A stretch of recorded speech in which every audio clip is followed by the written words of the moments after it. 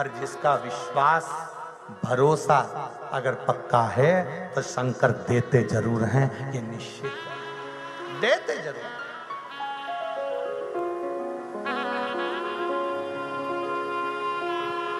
हम तो बाबा के भरोसे चलते हैं, हम तो बाबा के भरोसे चलते हैं।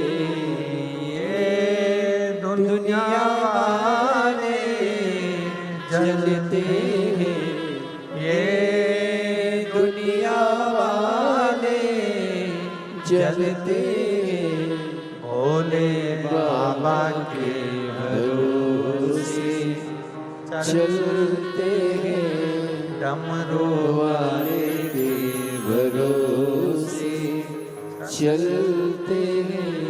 हम तो बाबा बाबा के भरोसे चलते हैं, डमरू वाले के भरोसे चलते हैं। शिव कथा कर रहे हैं।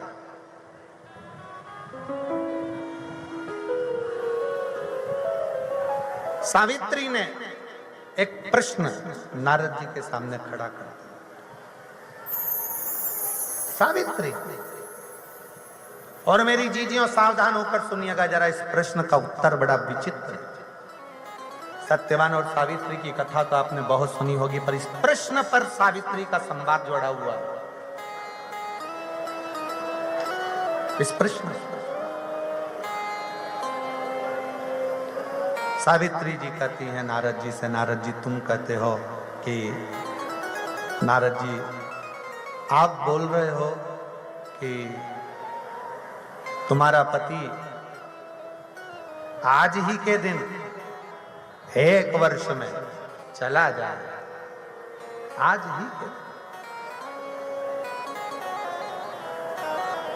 नारद जी, संसार में ऐसी कितनी स्त्रियां हैं, संसार में ऐसी कितनी नारियां हैं, संसार में कितनी कितनी बेटियां, कितनी कितनी नारियां हैं जिनका भाग्य कोई बताने वाला नहीं है कि उनके साथ में होगा क्या।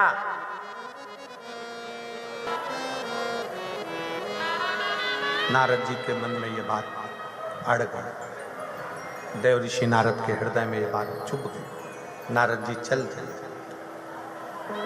अश्वपति ने बेटी सावित्री का विवाह सत्यवान के साथ कर दिया।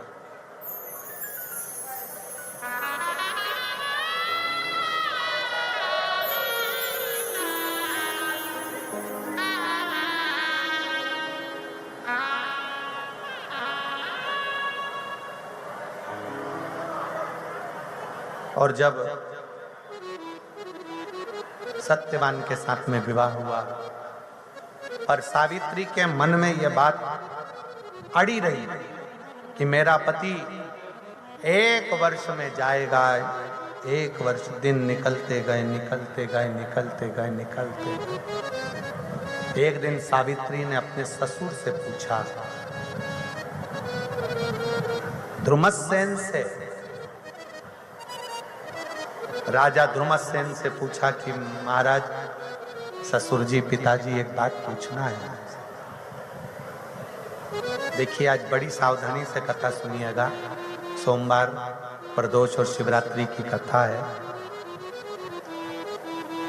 जितने भी यजमान बने हैं उनसे भी निवेदन है, ज्यादा दिखावे के चक्कर में मत पड़ना कि आरती के चक्कर में ऊपर जाना है तो अपने को कथा छोड़ दें। अपन पूरी कथा का रसतत्व ग्रहण करिए। आरती तो जहां पर बैठ के भी करोगे तो शिव स्वीकार कर ले। बहुत सावधान, बार बार ये मौका नहीं लगेगा, बार बार ये मौका नहीं आ सकता। इसको विशेष ध्यान रखिएगा, विशेष।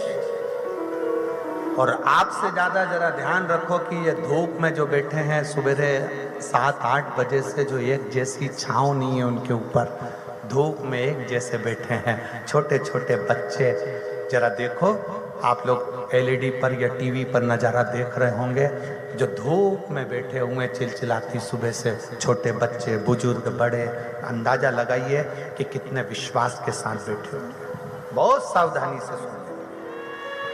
और हम भी साकरी की इस पवित्र भूमि से कहते हैं, आप जितने विश्वास से आज कथा सुन रहे हो, ये हमारा विश्वास कहता है कि 3 महीने के अंदर तुम्हारा भी पत्र इस व्यासपीठ पर जरूर मिलेगा। भरोसा रखिए। सावित्री के मन में प्रश्न उठा। सावित्री ने एक प्रश्न नारद जी से कर दिया और सावित्री ने दूसरा प्रश्न अपने ससुर से कर दिया, धुमसेन से। सावित्री ने दूसरा प्रश्न धुमसेन से किया, पिताजी मेरे मन में एक संशय। क्या संशय? संशय यह है कि आपका राज्य कैसे चला गया? तो कहा, पास के नगर के राजा ने आक्रमण कर कर मेरा राज्य ले लिया और मेरी आंखों को भी फोड़ दिया, मेरे नेत्र भी छीने, मैं अंधा हूं।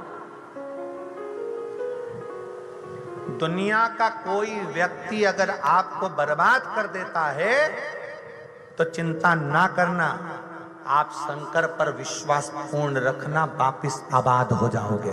कोई बर्बाद कर कर चला जाए तो एक पत्र है जिसमें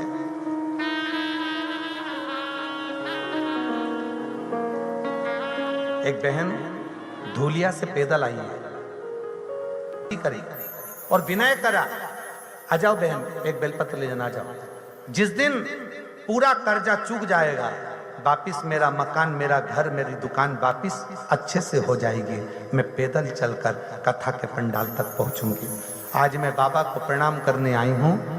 बाबा 1 साल भी नहीं होने दिया और 1 साल के अंदर मेरा पत्र इस व्यासपीठ पर पहुंचा दिया और बाबा ने मुझे कर्जे से मुक्त कर मुझे वापिस व्यापार और व्यवसाय से लगा दिया। शिव तत्व है।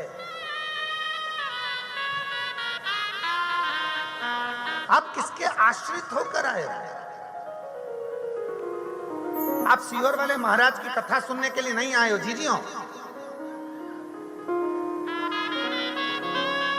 एक बहन बैठी है, 16 साल तक औलाद नहीं हुई जिसको, कहीं बैठी हो तो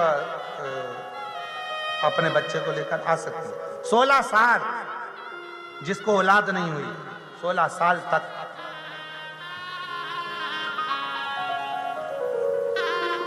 आप सीहोर वाले महाराज को सुनने के लिए नहीं, भी शिव है और कथा सुनने वाला भी। यहां सीहोर वाले महाराज का नाम नहीं लेना था, सीहोर वाला कुछ भी नहीं। पंडित प्रदीप मिश्रा से कोई मतलब नहीं तुमको, तुम्हें शंकर से मतलब, शिव से। और कुबेरेश्वर धाम 25 फरवरी को अगर सीहोर पहुंच रहे हो रुद्राक्ष महोत्सव में, तो ये विचार कर कर आना कि तुम सीहोर वाले महाराज के नहीं जा रहे हो, तुम अपने बाप के घर कुबेरेश्वर महादेव के पास आ रहे हो। और विदाई देगा कौन? अगर हम कुबेर भंडारी के दरवाजे पर जाएंगे, कुबेरेश्वर बाबा की भूमि पर रुद्राक्ष महोत्सव में पहुंचेंगे, 7 दिन सेवा करेंगे, कथा सुनेंगे, मां हमारी विदाई कौन देगा? सीहोर वाले महाराज की सामर्थ्यता नहीं कि विदाई में कुछ दे दे। विदाई में तो मेरा काल अधिपति स्वयं शिव देता है, मेरा महाकाल राजा देगा। क्या देगा, कैसे देगा, कब देगा, उस पर निर्भर है। महाराज सावित्री ने प्रश्न किया अपने ससुर से कि तुम्हारी आंखें कैसे चली गई? मेरे जिनने मेरा राज्य लिया उन्होंने मेरी आंखें छीन ली, छुड़ा ली।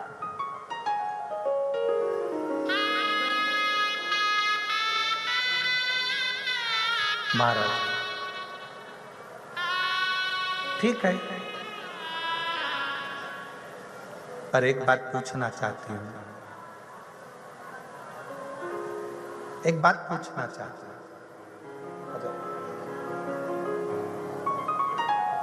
कहा सावित्री ने अपने ससुर से, क्योंकि इतना कर्जा था, इतनी तकलीफ में थी कि शायद कुछ कर बैठते, पर बाबा ने संभाला। मुझे तेरा ही सहारा है मेरे भोले बाबा।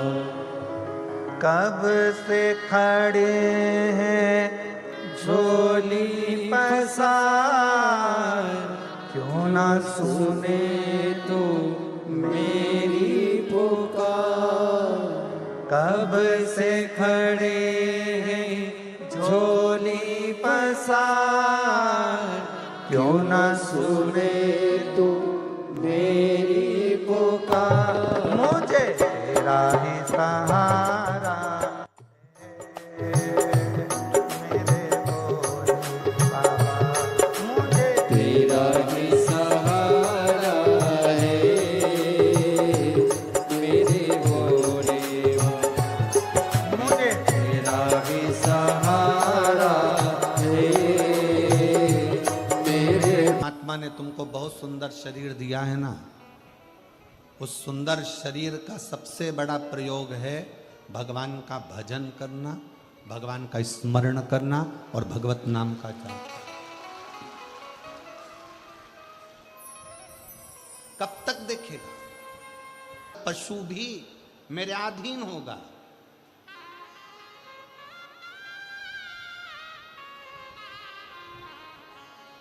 ए भाई,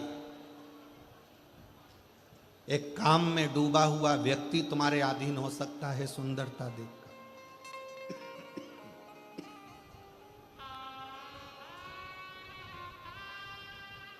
पर पशु तुम्हारी सुंदरता के अधीन नहीं हो सकता। एक बात हमने पहले भी कही, आज फिर कहते हैं,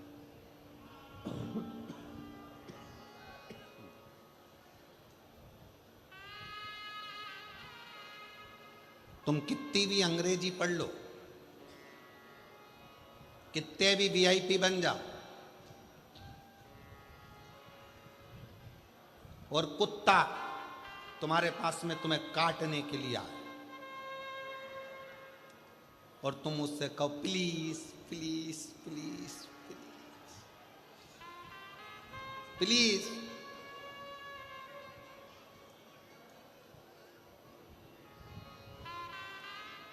मुझे टच मत कर, प्लीज प्लीज, तुम्हारी अंग्रेजी कितनी भी झाड़ो, कुत्ता के संपट पड़ेगी?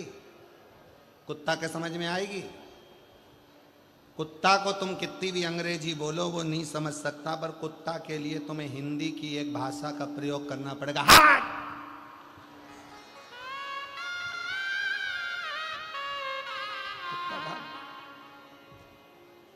उसी तरह तुम्हारी काया कितनी भी सुंदर हो, कितनी भी सुंदर हो, एक कामी व्यक्ति पर तुम्हारी काया का असर हो सकता है, एक लोभी पर तुम्हारी काया